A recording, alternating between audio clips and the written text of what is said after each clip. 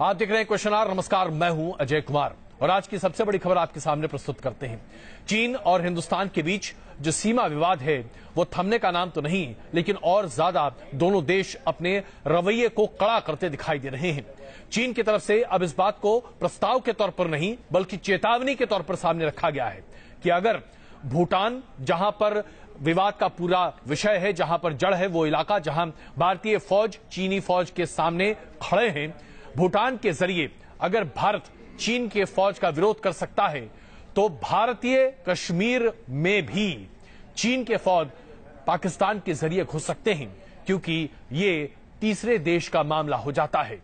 यानी कि चेतावनी ये दी जा रही है चीन के द्वारा कि अगर हिंदुस्तान अपनी फौजों को वापस नहीं खींचता तो फिर हिंदुस्तान को कश्मीर में अब चीनी फौज से मुकाबला करना पड़ सकता है और वहां पर अब कड़े रवैये इख्तियार किए जा सकते हैं। यहां तक कि लद्दाख में भी स्थिति बद से बदतर हो सकती है। चीन की यह चेतावनी जाहिर सी बात है हमें गंभीरता से लेनी होगी।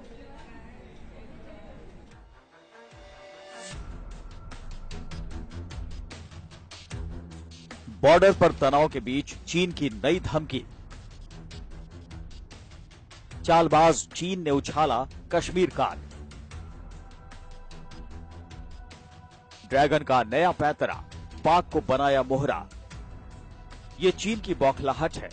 भूटान के डोकाला में ड्रैगन हाथ मलते रह गया। विस्तारवादी नीति के तहत चीन भूटान की जमीन पर सड़क का जाल बिछाने के प्लान को अंजाम देने में जुटा था। भारत ने इस पर अपना विरोध दर्ज कराया तो ड्रैगन दादागिरी पर उतर गया और अब जब 10,000 फीट की ऊंचाई पर डोकाला में भारतीय फौज ने तंबू गाड़ दिया तो चीन बौखलाहट में अनाप शनाप बयानबाजी कर रहा है। हताश चीन के थिंक टैंक कश्मीर को ढाल बनाकर दबाव बनाने की कोशिश कर रहे हैं। चीन के सरकारी मीडिया में कश्मीर में तीसरे देश की घुसपैठ की गुंजाइश को लेकर खबरें छापी जा रही हैं। चाइना वेस्ट नॉर्मल यूनिवर्सिटी में इंडियन रिसर्च सेंटर के डायरेक्टर लांग जेंगचुन ने लेख लिखा है कि अगर भारत भूटान के क्षेत्र को बचाने के लिए आगे आता है तो भी वो विवादित इलाके में दखल नहीं दे सकता, वरना भारत के तर्क के हिसाब से अगर पाकिस्तान सरकार अनुरोध करे तो तीसरे देश की सेना भारत के कश्मीर और इससे लगते विवादित क्षेत्र में दाखिल हो सकती है। चीन के सरकारी मीडिया की ये रिपोर्ट तस्दीक करती है कि कैसे डोकाला में भारत के स्टैंड से बीजिंग में खलबली मची है। दरअसल 8 अगस्त 1949 को भारत और भूटान के बीच मैत्री संधि हुई। इस संधि के मुताबिक भूटान विदेशी मामलों में भारत की मदद लेगा। 2007 में इस मैत्री संधि पर दोबारा हस्ताक्षर के जरिए इस साझेदारी को और मजबूत कर दिया गया। जानकार मानते हैं कि इंफ्रास्ट्रक्चर के बहाने चीन अपनी सीमा लांघता रहा है। अगर उसे वक्त रहते रोका नहीं गया तो हालात और बिगड़ सकते हैं। देख रहे हैं कि चाइना का सीपीईसी कॉरिडोर जो है वो ऑलरेडी उधर बना रहे हैं और वो ऑलरेडी वहां पे उसके ट्रूप्स वगैरह भी हैं उनके उसको गार्ड करने के लिए। और ऊपर का जो इलाका है जो हमारा एक्साई चेन का है वो ऑलरेडी चाइना ने कब्जा किया हुआ है। तो इसलिए हिंदुस्तान को ये जो थ्रेट है चाइना की लाइटली नहीं लेनी चाहिए। बिना आबादी वाले इलाके में सड़क का जाल चीन की चाल का हिस्सा है। वो एक तरफ पाकिस्तान के साथ मिलकर घेराबंदी कर रहा है तो दूसरी तरफ वो पूर्वोत्तर भारत की सीमाओं पर भी अपनी पकड़ मजबूत करने की फिराक में है। चाइनीज थिंक टैंक द्वारा भूटान सीमा विवाद को कश्मीर से जोड़ना चाइना की हमेशा से ही दबाव बनाने वाली रणनीति का हिस्सा नजर आता है, लेकिन चाइना द्वारा भूटान सीमा विवाद को कश्मीर से जोड़ने को भारत को हल्के में नहीं लेना चाहिए और चाइना को इस मामले में करारा जवाब जरूर देना चाहिए। वीडियो जर्नलिस्ट एजाज अहमद के साथ शाहनवाज खान, न्यूज नेशन, जम्मू। और आइए भारतीय नक्शे के जरिए आपको हम ये समझाने की कोशिश करते हैं कि चीन के साथ ऐसे कौन कौन सी जगह है जहां पर जबरदस्त विवाद है। दरअसल जम्मू कश्मीर का वो इलाका जिसे हम वेस्टर्न सेक्टर कहते हैं, यहां पर सबसे बड़ा विवाद है और इस पर अभी तक दोनों पक्षों ने कभी कोई बातचीत नहीं की। अक्साई चिन वो इलाका जो चीन ने हमसे हथिया लिया था और इसके बारे में सारा डिटेल अभी हम आपके सामने प्रस्तुत करते हैं। 1962 की लड़ाई के बाद इस इलाके को चीन ने अपने कब्जे में कर लिया था और शंगबंग का वो घाटी का इलाका जहां पाकिस्तान अधिकृत कश्मीर के 5,000 स्क्वायर किलोमीटर का एरिया पाकिस्तान ने चीन को दे दिया था, जहां से अब काराकोरम हाईवे चीन ने बना रखा है। यानी कि अक्साई चिन और शंगजम घाटी, इन दोनों जगहों पर चीन ने अपना कब्जा जमा रखा है, जो कि दरअसल हिंदुस्तानी टेरिटरी है, हिंदुस्तान की जमीन है। आइए अब यहां से निकलकर मिडिल सेक्टर की बात करते हैं, जहां पर विवाद लगभग सुलझा हुआ माना जाता था, जो कि उत्तराखंड का ये इलाका है। लेकिन चमोली में 2016 में चीन के फौजों की घुसपैठ ने इस बात को सिद्ध कर दिया कि चीन सुलझे हुए मामलों को भी विवादास्पद बनाने की पुरजोर कोशिश करता चला रहा है। ये मिडिल सेक्टर का विवाद खत्म माना जा रहा था, लेकिन अब इसे भी आग दी जा रही है। उसके बाद अब जैसे कि चीन ने सिक्किम के पूरे विवाद को खड़ा करने की कोशिश की है। 1967 में नाथुला के नजदीक यहां पर टक्कर हुई थी और उसके बाद सिक्किम को हमने चीन से छीना था और उस वक्त भारतीय फौज का यह शौहर था जिसने सिक्किम को अपने कब्जे में किया था। वाजपेयी सरकार के तहत जब पूर्व प्रधानमंत्री अटल बिहारी वाजपेयी चीन की यात्रा पर गए थे, उस वक्त चीन ने मान लिया था कि सिक्किम भारत का अभिन्न अंग है, लेकिन अब चीन उसे भी एक नए मामले के तौर पर खड़ा कर रहा है। और अब जो नया मामला है डोकाला का, डोकाला दरअसल हिंदुस्तान की सीमा में नहीं लेकिन भूटान की सीमा में आता है। और चूंकि हिंदुस्तान ने यह पहले से भूटान को आश्वासन दे रखा है कि भूटान की तमाम सीमा सुरक्षा की जिम्मेदारियां हिंदुस्तान की होगी, इस बार इस वजह से हिंदुस्तान की फौज चोखाला में लगातार चीन की फौज का मुकाबला कर रही है। और अगर यहां से चीन की फौज ने अपनी उस सड़क को बना दिया जो वो बनाना चाहती है, तो उसकी वजह से हमें कोलकाता और उसके आसपास के पश्चिम बंगाल के कई इलाकों में काफी मुश्किलें झेलनी पड़ सकती हैं। और अब बात करते हैं सबसे विवादास्पद अरुणाचल प्रदेश की।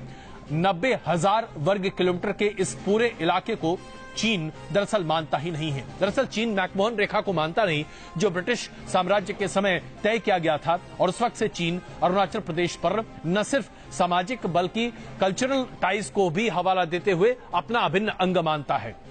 कुल मिलाकर ये तमाम वो इलाके हैं जहां चीन और भारत के बीच में परस्पर विरोध है, सीमा विवाद है। लेकिन अब चीन हर इलाके को खड़ा कर दरअसल ये प्रदर्शित करना चाहता है कि अगर चीन चाहे तो हिंदुस्तान की नब्ज कई जगहों पर एक साथ दबा सकता है।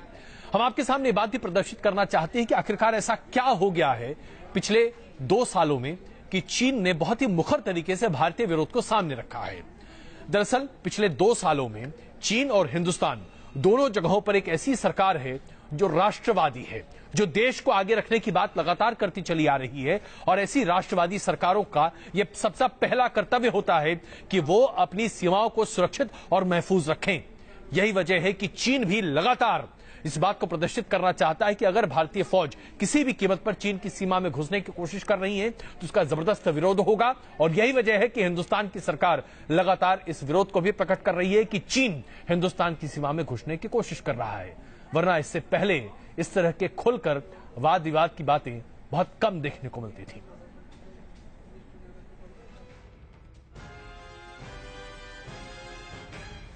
बॉर्डर पर तनाव के बीच जब जर्मनी के हैम्बर्ग में पीएम नरेंद्र मोदी और चीन के राष्ट्रपति शी जिनपिंग मिले तो लगा कि दोनों देशों के बीच तकरार की दीवारें ढह जाएंगी। G20 के मंच पर चीन ने आतंक के खिलाफ भारत के अभियान की तारीफ की। चीन के बदले रुख से कूटनीतिक हल्के में कयास लगने लगे कि रिश्तों में जमी बर्फ पिघल रही है। लेकिन ग्राउंड जीरो पर बीजिंग के रुख में कोई बदलाव नहीं आया। दोनों देशों के बीच 1962 के बाद सबसे लंबे वक्त तक तनातनी का दौर जारी है। ज्यादा एस्केलेट ना हो और किसी तरह से डिप्लोमेटिक तरीके से पॉलिटिकल विल दिखा के इस मामला को हल नहीं, लेकिन जो फेस ऑफ है वो डिस्प्यूट न बन जाए और झगड़ा ना हो जाए, फिर तो बहुत ही सीरियस मामला हो जाएगा। पीएम मोदी और जिनपिंग की चंद लम्हे की मुलाकात में न जाने क्या बात हुई, लेकिन उसका असर जो दिखना चाहिए था वो अभी तक नहीं दिखा है। अपनी सीमाओं के विस्तार की चीन की महत्वाकांक्षा ही ऐसी है कि हर बार दोस्ती में दरार पड़ जाती है। अरुणाचल से लेकर भूटान तक भारत को परेशान करने के लिए चीन नई नई साजिशें रचता है। भूटान के डोकाला में भारत और चीन की फौज आमने सामने है। 1 महीने के करीब वक्त गुजर चुका है, लेकिन ना तो चीनी फौजें हटने को तैयार हैं और ना ही हिंदुस्तान अपने सैनिकों को वापस हटने का निर्देश दे रहा है। 7 अप्रैल को दलाई लामा जब अरुणाचल प्रदेश के दौरे पर पहुंचे, तब भी चीन ने उनके दौरे पर कड़ा ऐतराज जताया था। खराब मौसम और चीन की आपत्तियों के बावजूद उन्होंने अरुणाचल के तवांग का दौरा किया। ये चीन को भारत का सख्त जवाब था। 3 जून 2017 को उत्तराखंड के चमोली जिले के बाराहोती में चीन के 2 हेलीकॉप्टर भारत की हवाई सीमा में दाखिल हो गए थे। चमोली का ये इलाका भारत चीन बॉर्डर के पास है। दोनों हेलीकॉप्टर करीब 5 मिनट तक भारतीय सीमा में रहे। कैलाश मानसरोवर यात्रा पर जा रहे 50 श्रद्धालुओं के जत्थे को चीन ने नाथुला दर्रे पर रोक दिया। खराब मौसम और लैंडस्लाइड का बहाना बनाकर चीन ने श्रद्धालुओं को बिना दर्शन वापस लौटने को मजबूर कर दिया। 1962 के बाद भारत और चीन के बीच सबसे बड़े टकराव की स्थिति पैदा हुई है। राजनयिक तरीके से इस टकराव को हल करने की कोशिशें भी जारी हैं, लेकिन भारत सीमा पर किसी भी तरह के समझौते के मूड में नहीं है, तो चीन भी अपने अड़ियल रवैये को अख्तियार किए हुए है। प्रोड्यूसर सुभाष चंद्र के साथ मधुरेंद्र कुमार, न्यूज नेशन, दिल्ली। अगर मोटे तौर पर इसे समझने की कोशिश की जाए तो आज हिंदुस्तान के लिए क्यों महत्वपूर्ण है कि डोखाला का वो इलाका जहां पर दरअसल भूटान की सरकार का आधिपत्य है, वहां हम अपनी फौज क्यों रखें। आइए हम आपको सामरिक महत्व बताते हैं डोखाला का। कैसे ये न सिर्फ हमारे लिए बल्कि पूरे के पूरे उत्तर पूर्वी राज्यों के लिए महत्वपूर्ण है कि चीन को डोखाला पर किसी भी तरीके से वो सड़क न बनाने दी जाए, अन्यथा हमारी गर्दन चीन के हाथों में बुरे तरीके से फंस जाएगी।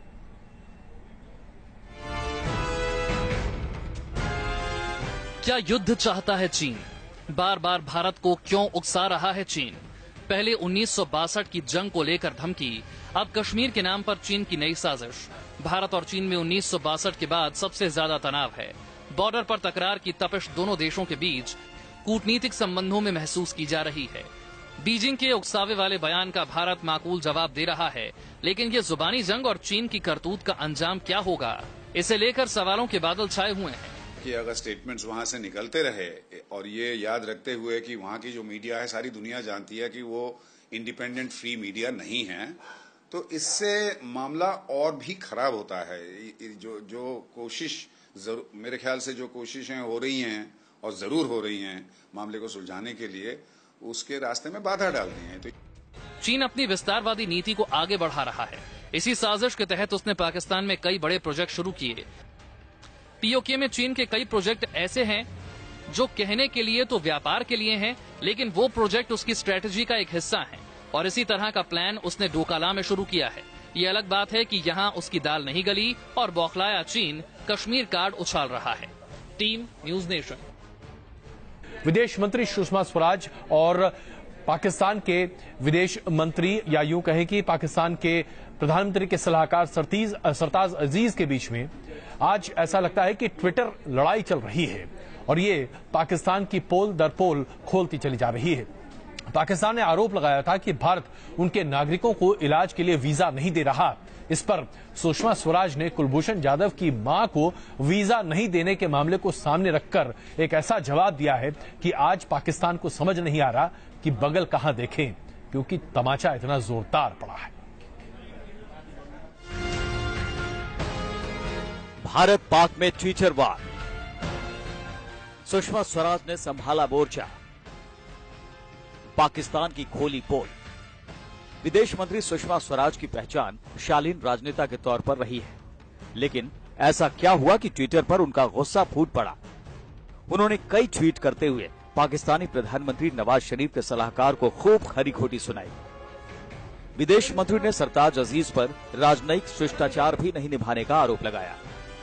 वहीं सुषमा स्वराज ने पाकिस्तान के लोगों को भरोसा दिया है कि हिंदुस्तान पाकिस्तान के नागरिकों को मेडिकल ग्राउंड पर वीजा दे सकता है, बशर्ते सरताज अजीज उसकी सिफारिश करें। जो भी पाकिस्तानी नागरिक भारत में इलाज कराने के लिए मेडिकल वीजा चाहते हैं, उनके साथ मेरी पूरी सहानुभूति है।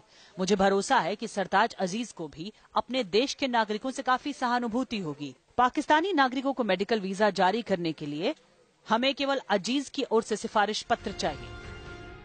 सुषमा स्वराज का ट्वीट उस आरोप के बाद आया जिसमें कहा जा रहा है कि भारत कैंसर से लड़ रहे पाकिस्तानी मरीज को वीजा नहीं दे रहा। जानकारी के मुताबिक 25 साल की फाजिया तनवीर के मुंह में ट्यूमर है। उनके घरवालों ने मेडिकल ग्राउंड पर वीजा मांगा था। बताया जा रहा है कि सोशल मीडिया पर पाकिस्तानी यूजर ने सुषमा स्वराज को टैग करके पिता के इलाज के लिए भारत का वीजा मांगा था। सुषमा स्वराज ने ट्विटर पर लिखा कि भारत पर आरोप लगाने वाले पहले अपने गिरेबान में झांक कर देखें और फिर हिंदुस्तान पर उंगली उठाएं। सुषमा ने सरताज अजीज को उस मां की पुकार याद कराई जो पाकिस्तानी जेल में बंद अपने बेटे से मिलने के लिए वीजा मांग रही है। सुषमा स्वराज के मुताबिक पाकिस्तान की जेल में बंद कुलभूषण जाधव से उनकी मां अवंतिका जाधव ने मिलने की ख्वाहिश जाहिर की थी। उनके वीजा के लिए सरताज अजीज को लेटर लिखा गया था, लेकिन उन्होंने कोई जवाब नहीं दिया। मैंने निजी तौर पर सरताज अजीज को एक पत्र लिखा और अवंतिका जाधव को पाकिस्तान का वीजा देने की गुजारिश की, लेकिन सरताज अजीज ने मेरे पत्र मिलने की सूचना देने तक का शिष्टाचार नहीं निभाया। कुलभूषण जाधव कथित तौर पर जासूसी के आरोप में पाकिस्तानी जेल में बंद हैं और उन्हें मिलिट्री कोर्ट ने मौत की सजा सुनाई है। सुषमा के ट्विटर वार के जरिए पाकिस्तान का दोहरा चेहरा एक बार फिर बेनकाब हो गया है। पाक नागरिकों के मेडिकल वीजा के मुद्दे पर सुषमा स्वराज ने सरताज अजीज को खरी खरी सुनाई और ये तक कह डाला कि पाकिस्तान खुद ही अपने नागरिकों की सुध नहीं ले रहा।